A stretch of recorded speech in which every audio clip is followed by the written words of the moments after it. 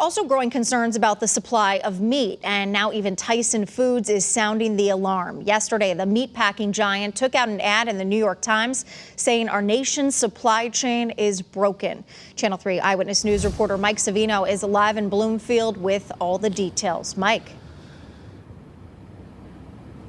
Yes, and Aaron, this is concerned because Tyson and other major meat companies have had to shut down some of their plants because of the coronavirus outbreak.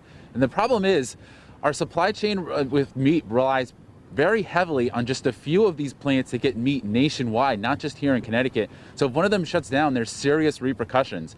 Now, the grocery stores that we talk to seem to think that we're not yet seeing that pain here in Connecticut, but experts say that that could happen and soon because we rely so heavily on these handful of plants. Now, the meat supply chain at every level has such a thin profit margin, from the farmers to these companies all the way to the grocery stores. So there isn't really a surplus that they can draw on when we start to see a shortage. So when you have a situation like this, obviously it then very quickly can lead to a shortage.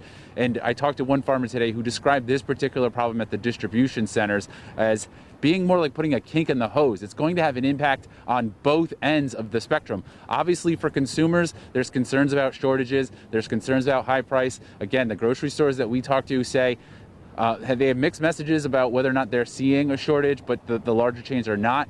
But the experts are worried that that could happen and soon. As for farmers, if they don't have some place to send this meat to a meat packing facility, they say it's just going to go to waste. Just because these facilities shut down doesn't mean that they can then stop with these animals. Take a listen. Hopefully there won't be a noticeable shortage, but I think there's going to be. It's due to such a unique circumstance that I'm not sure that we know what the timeline is going to be. They might. If you're not used to being there, it looks like there's a lot of stuff, but there's 3 kinds of bacon today, and normally there's 15 or 30.